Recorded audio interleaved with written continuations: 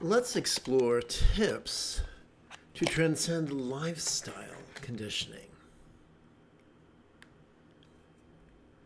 This morning's lesson is drawn from a good-hearted question found on Reddit, which begins with how long to undo lifestyle conditioning.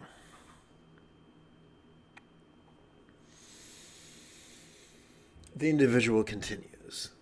So assuming someone is in their 40s and starting meditation just now, how long realistically would it take to unravel 40 years of mental conditioning? And dwelling on negative thoughts and operating out of ego, would it take another 40 years? Is it worth it to even start at that age? Valuable and understandable questions. Clearly, you are a person who wrote those questions, very thoughtful and intelligent. So let us begin with broad brushstrokes before the fine details.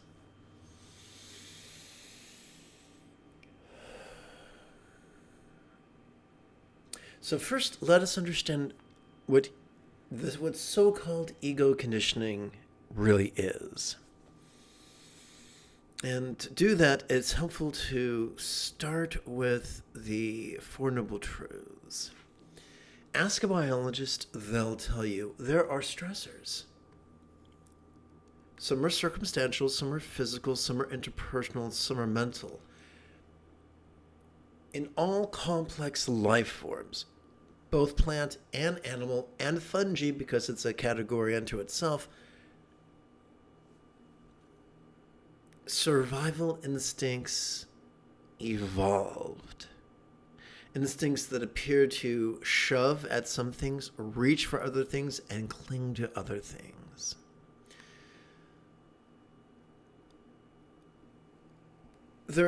Sturgeon's law. Where did I put Sturgeon's law? Sturgeon's law reminds us that 90% of everything sucks, but not in the fun, tingly way. According to Sturgeon, most people in any given situation, vocationally, spiritually, secularly, recreationally, familially, will be rigid, fearful, superstitious, controlling, elitist, cryptic, competitive, and cruel. Not only will they be this way, they will think it's a good idea, and they will want you to be that way as well. However, there's always going to be a minority who think it's far better to be flexible, loving, rational, laid back, egalitarian, lucid, cooperative, and kind. And where the flexible are able to perceive that not all statements are literal and that many are figurative, those who are rigid have great difficulty with that. And so consequently, there's a lot of misunderstandings about the Buddha's ego teachings. I don't like the word ego. It's borrowed from the Greek by the world's most famous cocaine addict, the Venetian physician Freud. And so Freud didn't teach that ego was a bad guy. He taught that ego was actually a good guy, that ego was the mediating force between the two extremes of our instinct and our idealism. Yet somehow stupid white men over the decades have managed to twist that into some Mobius strip of pseudo-intellectualism. This is not your fault. You were simply inherited the weird culture in which we were raised. So when the Buddha spoke of self, he spoke of it very little and only once or twice. And basically, he inferred that the whole idea of selflessness was purely figurative. Think of it this way. And I guess we're going to have to jump right into it, so let's do that right now. Let's jump into neuroscience, my friends. Okay. First, let's look at the neuroscience of not only what doesn't work, but makes things worse. So we know what to avoid. Like the episode of I Love Lucy, where her sculpture wound up in the chapter of a book titled, Don't Let This Happen to You. So many of the people who are rigid and controlling implore their students to practice active concentration and active analysis. I know that's how they taught me when I first began my journey. They give it fancy names like samatha and vipassana, but it's still the same thing. Neurologically, the only way to do that is to rely on specific structures such as the medial prefrontal cortex and the dorsolateral prefrontal cortex. Now, I'm not here to poop all over the prefrontal cortex. It's great. Hey, man, if you want to sort, if you want to compare, if you want to contrast, if you want to calculate, if you want to compute, if you want to edit, it's your pal. It's your buddy. But ask any performance coach, and they will tell you that there is a law of diminishing returns. And if you work something a little bit, you can increase its skill, strength, and stamina. Great. But there's a point where if you overwork it, you diminish skill, strength, and stamina. If we overwork, if we fatigue our prefrontal cortex, our amygdala lights up like a Christmas tree. And I say light up, I'm speaking figuratively. fMRI studies, functional magnetic resonance imaging studies, show that when the prefrontal cortex is overstimulated, the amygdala lights up. And the amygdala, it's the seat of aggression and anxiety. And you don't want that. But wait, there's more. Most of us were raised with bro science to think you just need to push through the difficulties. Well, if our body is giving you warning signs like crankiness and anxiety, and we just push through them and just continue abusing our prefrontal cortex, we could begin presenting with symptoms of depression, which nobody wants. But didn't I promise you some good news? Here it comes. Good news A, B, C, and D. A. We'll start with mindfulness, the seventh fold of the Buddha's eightfold path. Every time we inhale, whether we know it or not, we are wired by evolution to access our sympathetic nervous system spontaneously, habitually, easily, automatically, and sometimes imperceptibly.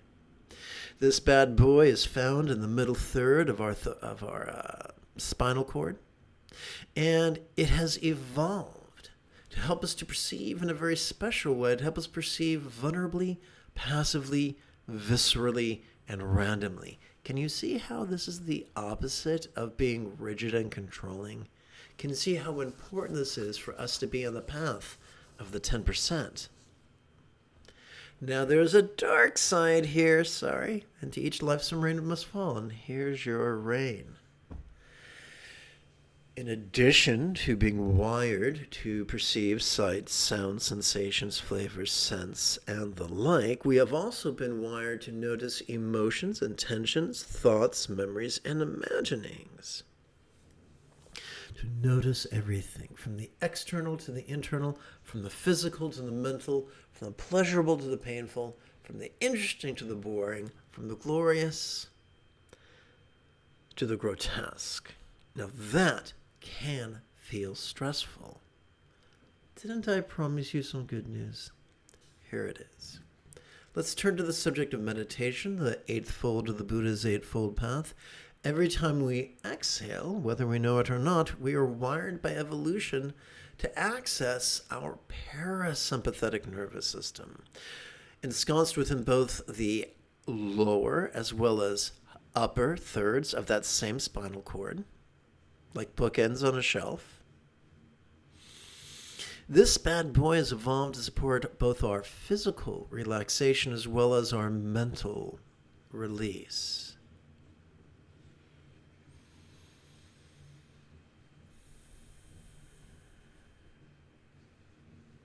So that's the good news. Now, as a fringe benefit, regular training, and by the way, you might just say, wait a minute, hit the brakes. Pump the brakes, Big Daddy. If we already have these two neurological circuits, then why aren't we enlightened already? Why do we need to sit cross-legged upon the floor, looking all weird and whatnot? Simple. Easy peasy lemon squeezy. And a word, Urkel. Our evolution, due to a quirk of evolution, our brain is so jam-packed with different mechanisms that it's kind of like a three-ring circus going on. There's lots of mayhem, but there's an easy solution. When we silently, mentally, and passively recite the demonstrative pronoun this during our inhalation, our brain is able to effortlessly coordinate and cooperate with the sympathetic nervous system.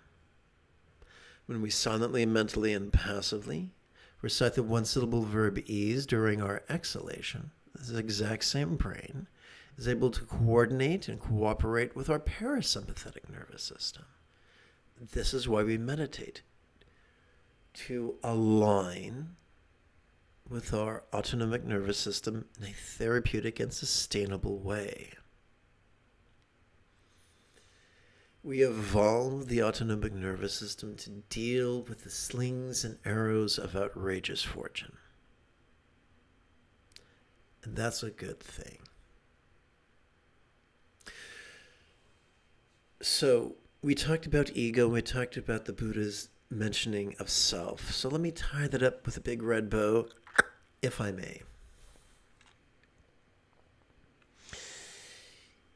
The Buddha taught that as we relax into our exhalation, whatever we noticed during our previous inhalation could feel less permanent, less defining, as if it had never been born, as if it could not last forever, as if it was not us. That's all selflessness is. Selflessness was always meant to be a figure of speech. But what about ego? How's it fit into this whole Megillah? Let's go back to the Four Noble Truths. We've got these drives.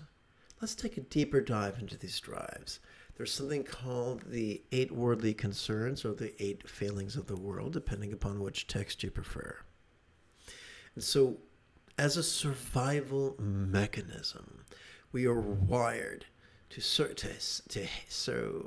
hate scarcity and pain and scorn and obscurity, and to crave abundance, pleasure, praise, and fame. Now you might say, well, that sounds really superficial. It is, but consider the human anatomy. Compare it to the other critters upon this planet. We are not the swiftest. We are not the strongest. We are not fleet of foot nor strong of limb.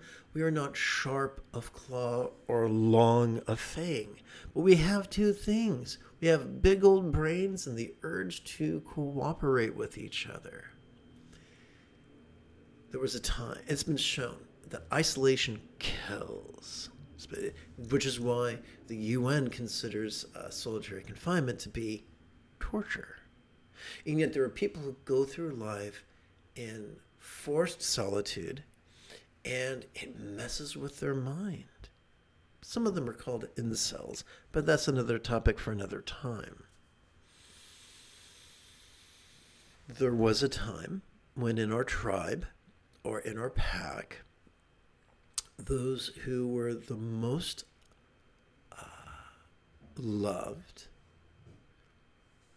had the best feeding opportunities and the best mating opportunities. Those who were the most hated or unknown had least feeding opportunities and least mating opportunities. So from a fundamental dopamine-oriented survival point of view, these 8 things, which define ego in a certain sense, are important. Ask those who've succeeded in helping people transcend their addictions. They will tell you self-control is not enough. You need a way to work with these impulses. If you just ignore them or repress them, it will end badly. That is exactly why the Buddha taught, I'm getting ahead, the Eightfold Path. I'm getting ahead of myself. The liberation the Buddha offers us is not liberation from the presence of these tools. And by the way,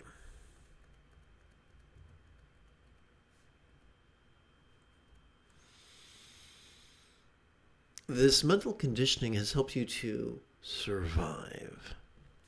This mental conditioning, this rumination upon negative thoughts has helped. This is a form of pattern recognition, which is crucial to our survival.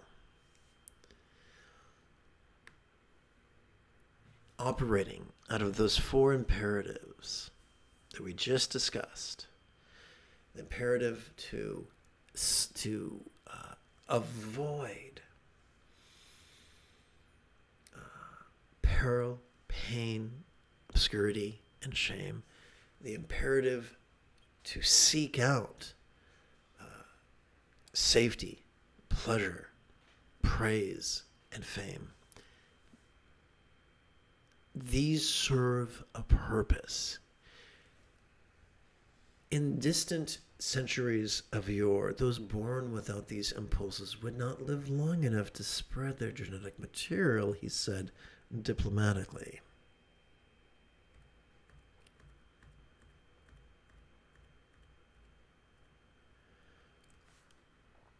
So the liberation the Buddha offers us is not liberation from the presence of the tools of our survival drives, but liberation from the tyranny of those tools. And so here's the subtlety. Here's the secret sauce. The problem is not the presence of those tools. The problem is their role. When our drives become tyrants, then we have no room for fulfillment in our life, which is the other motivating system in our underbrain that is oxytocin-oriented and rewards cooperation with a sense of fulfillment. Whereas the dopamine-oriented system rewards competition with a sense of pleasure, sharp, but fleeting.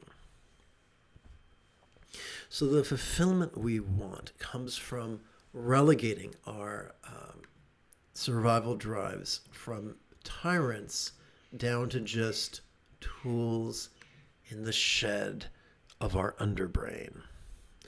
Great! How do we get there, and how long does it have to take? We get there by practicing the Buddha's Eightfold Path. Did you know that enlightenment is nothing more than mastery of the Eightfold Path? Being able to practice the Eightfold Path spontaneously, habitually, easily, and effectively, just like we learn to tie our shoes, or brush our teeth, or ride our bicycles as children. And no, you don't have to be a child to learn the Buddha's path. Some people were gray of hair and long of tooth when they first encountered the Buddha's teachings. In fact, in the penultimate passage of the Satipatthana Sutta, we read that we can master the Buddha's path in less than 7 years, or 7 quarters, or 7 months, or 7 fortnights, or 7 weeks, or even 7 days. So if some poophead struts into your life saying it's going to take multiple lifetimes or multiple decades, thank them for their time and then run away, because this person is mistaken. Throughout the centuries, whenever people have put together a system that found it didn't work, instead of questioning their hypothesis and reapproaching the teachings to find a way of applying them that worked better, instead of doing that, which requires flexibility, they would be rigid and simply say, well, the problem isn't my understanding of the teachings, the problem is you. You were born at a bad time, in a bad place, in a bad way, because you're a bad man, and you're going to get bad results. Really? So we can do this deal. So let's talk about a healthy training schedule. Where did I put my healthy training schedule? Oh, look, it's a healthy training schedule.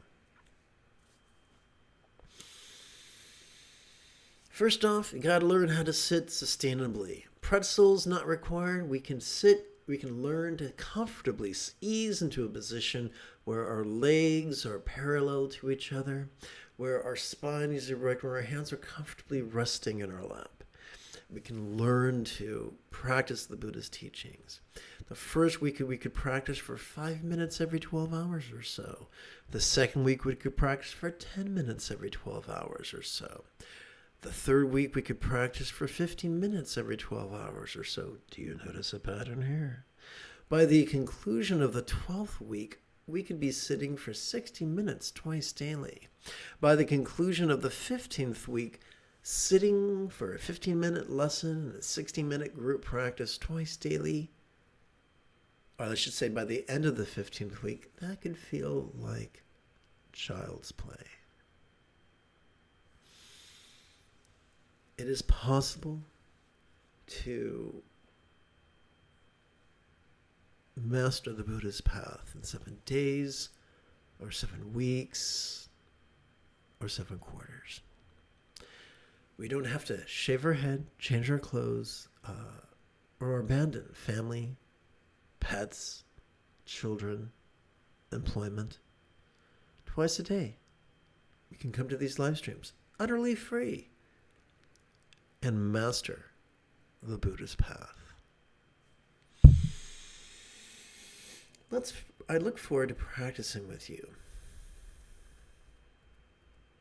together as a team after approximately 30 seconds of housekeeping.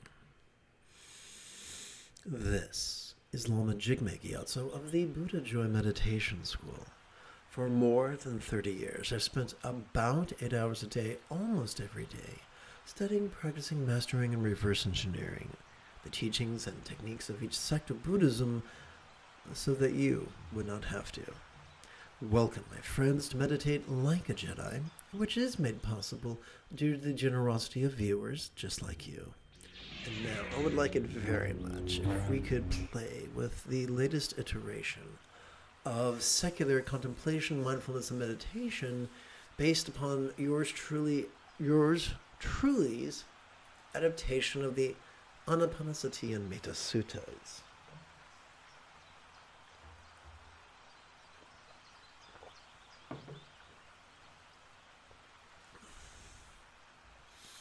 Let us begin by setting intention, not with prayer, but with words. Words that we use to guide our volition. Together.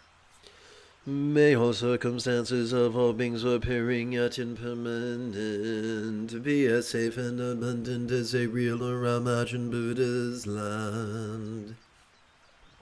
May all minds of all beings clear yet impermanent be as joyfully enlightened as a real or imagined Buddha's land. May all relationships of all beings resounding yet impermanent be as peacefully loving as a real or imagined Buddha's speech. May all bodies of all beings sensual yet impermanent be as beautifully healthy as a real or imagined Buddha's form. Let's get down to it. Get down on it. Okay, so we're going to begin with Dhammasati, also known as Anicca Vipassana, where we're going to play with 4 impermanence contemplations to help us circumstantially let go, but we're going to play with them in a very gentle, passive, vulnerable way, so you won't have to worry about exciting your amygdala. We begin with the first of 4 passive contemplations where we invigoratingly consider coarse impermanence. We're going to break it down to a 2-syllable rhetorical question, and by definition that means we ask it, we don't answer it. During our inhalation, silently, mentally, and passively, we could recite, "What?" During our exhalation, we could silently, mentally, and passively recite, "Change."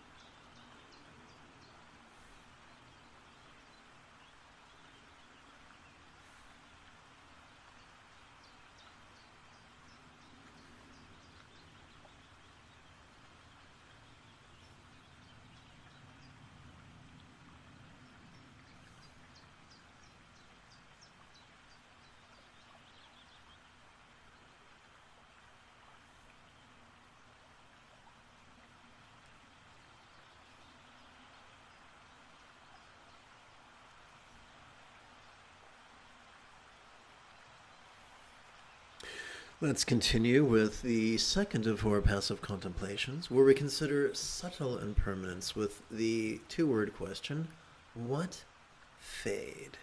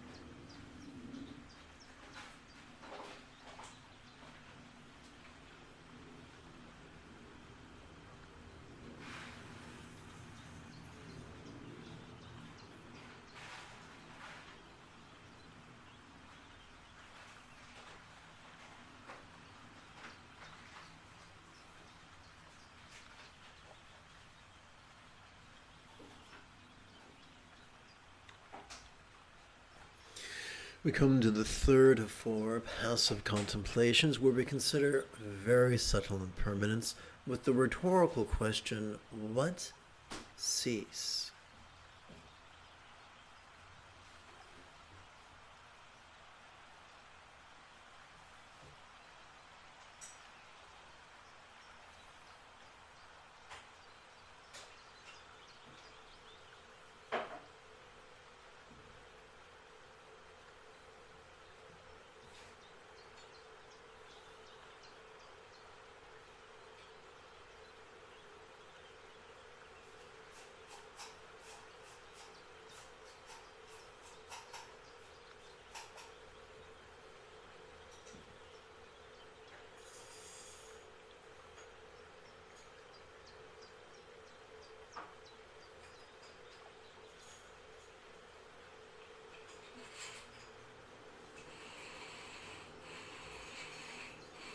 We conclude with the fourth of four passive contemplations, where we consider relinquishing, surrendering, and letting go, with the two-word phrase, this ease, the same two-word phrase we explored during our opening lesson.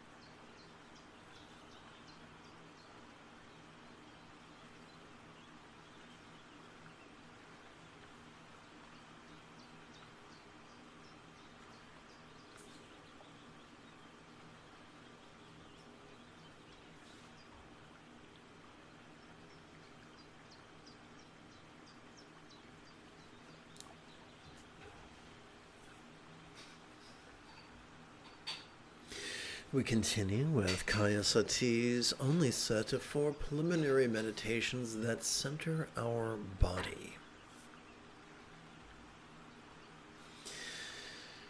Let's begin with the first of 4 centerings. Let's try this again. Let's begin with the first of centerings for physical preliminary practices, where we mindfully notice and even investigate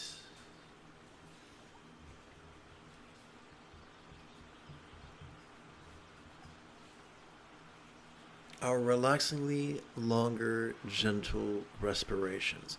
And by the way, mindfulness is the first of 7 enlightenment factors, and it just means noticing vulnerably, passively, viscerally, and randomly.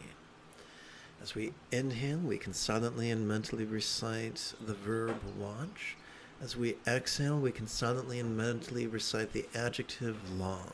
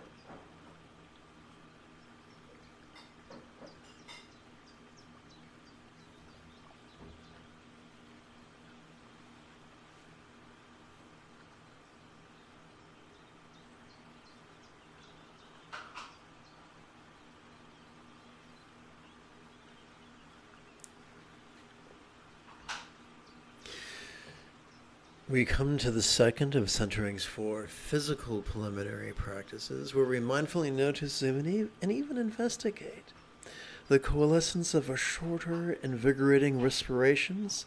By the way, invigoration or energy is the third of 7 enlightenment factors.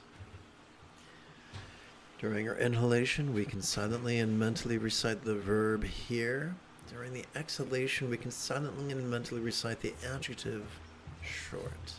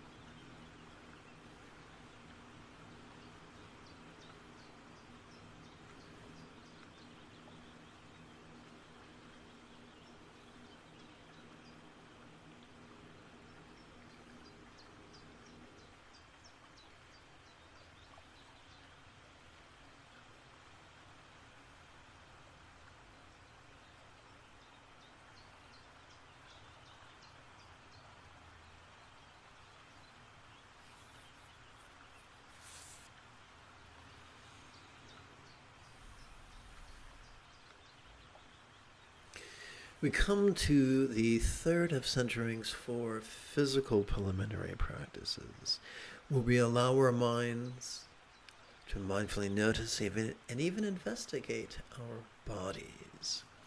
During the inhalation, we could recite silently, mentally, and passively recite the verb here.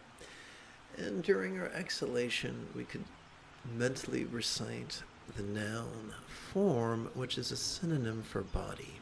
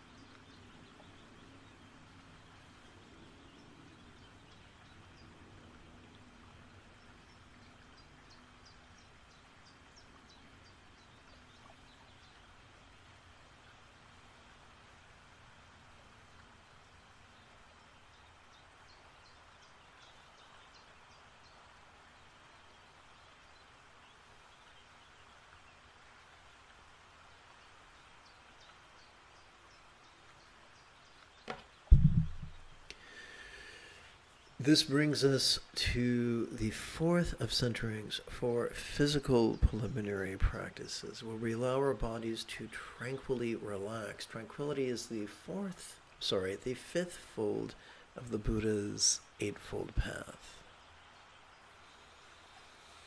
During the inhalation, we silently and mentally recite the noun form. During the exhalation, we silently, mentally, and passively recite the verb ease. Now, we're not lying to ourselves. We're not affirming anything. We're not trying to manifest tranquility.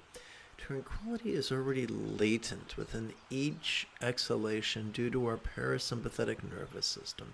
All we're doing is using words to align our will with the state, the natural functionality of our central nervous system.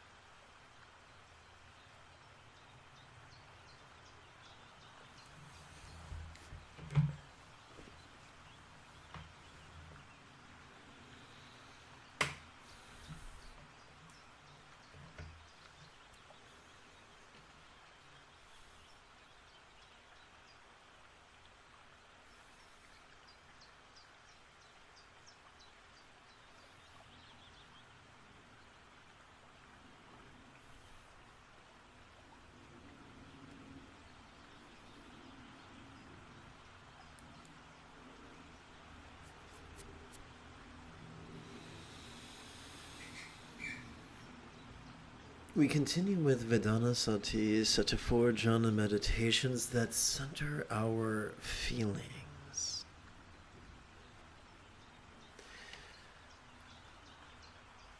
Let's begin with the first of 4 feeling-oriented centering practices, where we'd savor the first jhana's invigorating, blissful joy that flows from gently grinning towards our bodies of flesh, blood, and bone.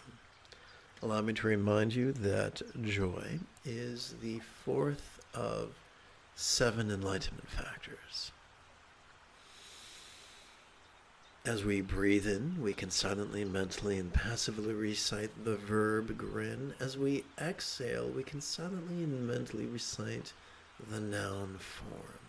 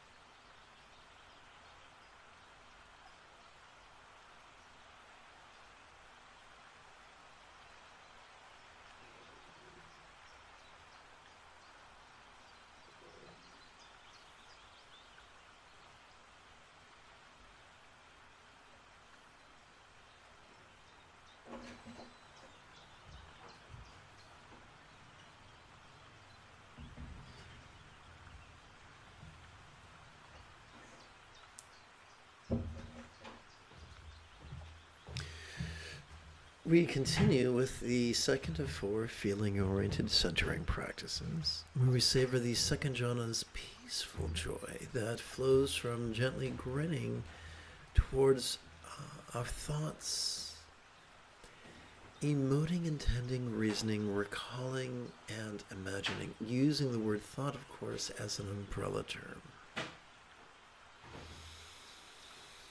We persist with the verb grin, but this time use the noun thoughts.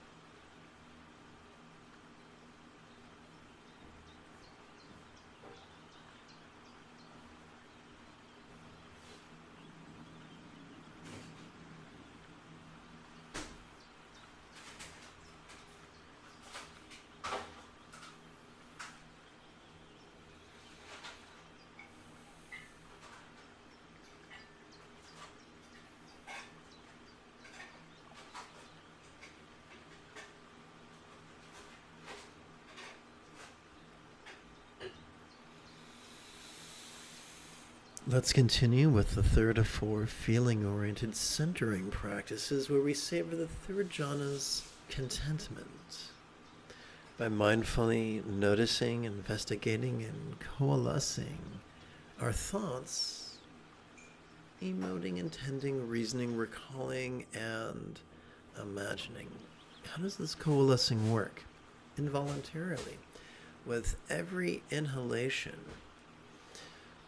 our sympathetic nervous system automatically notices, vulnerably, passively, viscerally, and randomly.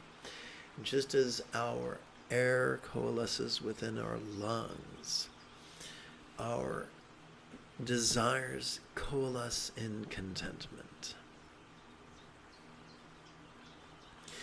During our inhalation, we play with the verb here. During our exhalation, we persist with the noun thoughts.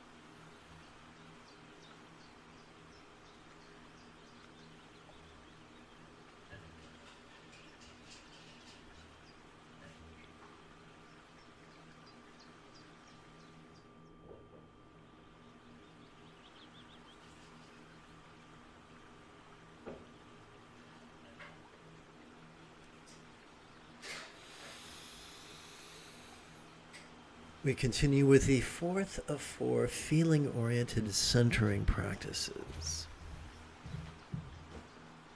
And I'll be back momentarily.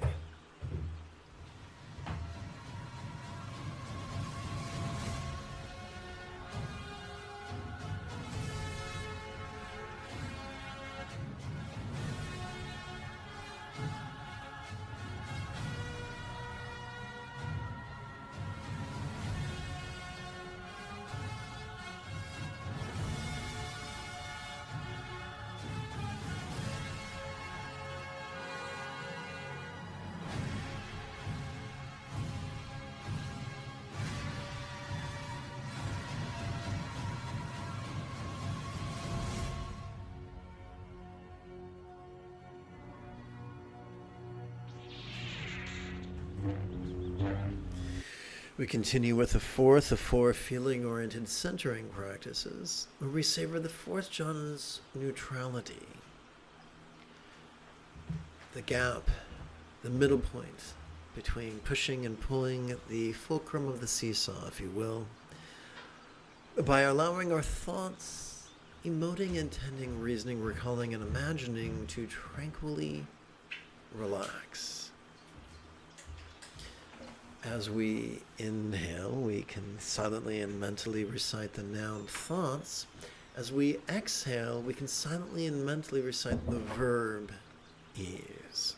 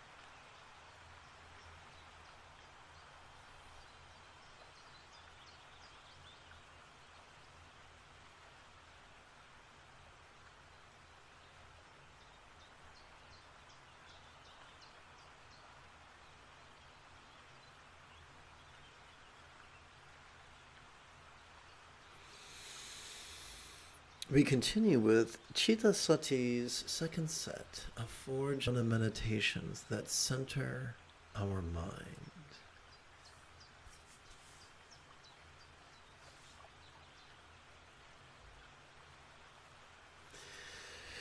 We begin with the first of 4 mind-oriented centering practices, where we savor the 5th jhana's metaphoric sphere of infinite spaciousness. By mindfully noticing, investigating, and coalescing our mind's ability to see, smell, hear, taste, feel, and the like.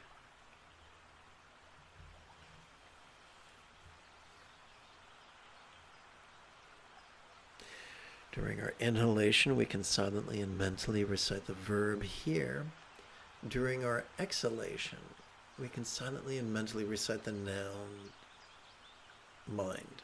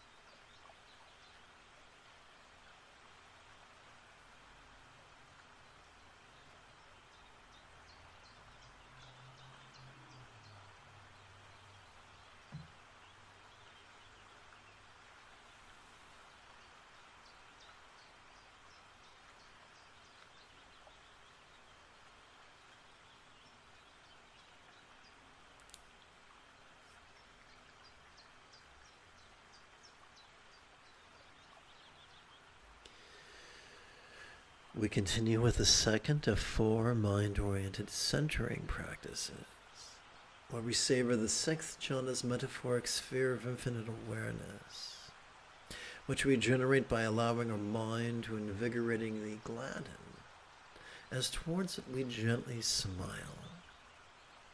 During our inhalation, we can silently and mentally recite the verb grin.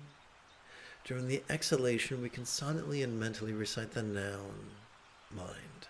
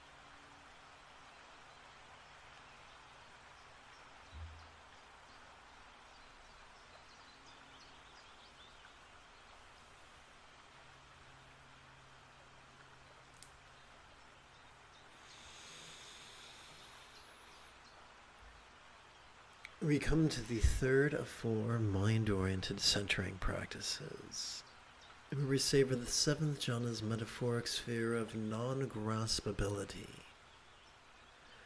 as we allow our minds, seeing, smelling, hearing, tasting, feeling, and the like, to tranquilly relax in the most sustainable way.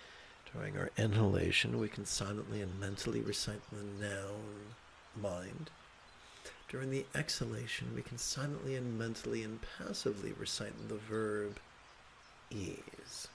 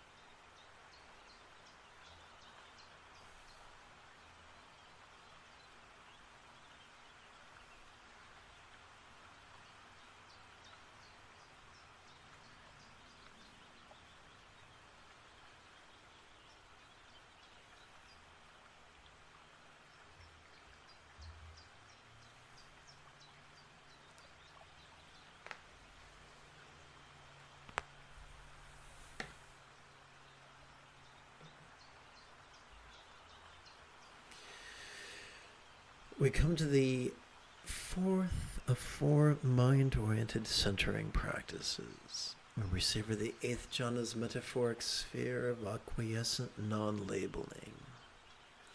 By experiencing the liberating equanimity of our controlling tendencies to push and pull and remedy and cultivate.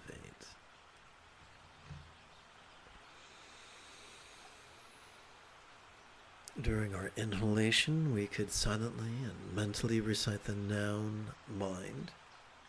During the exhalation, we could silently, mentally, and passively recite the one-syllable verb free.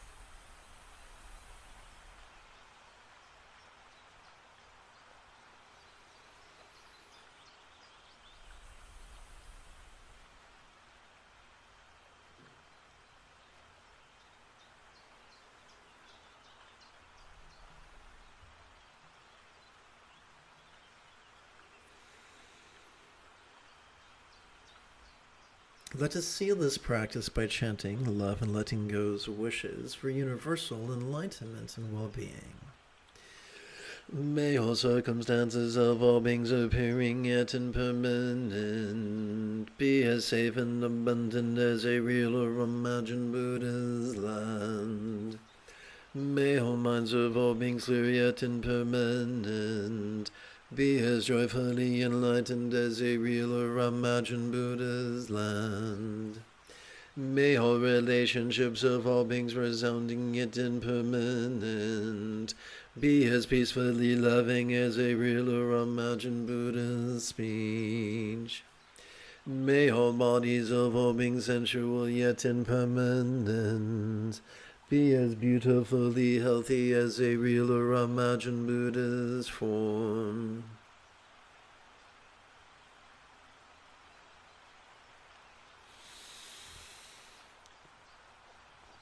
If you feel that I have earned it, you could give this live stream a thumbs up. You could even help support this channel. In approximately 5 3/4 hours, I would very much like to return to lead today's afternoon group practice. And if you are as geeky as me, may the Force be with you always.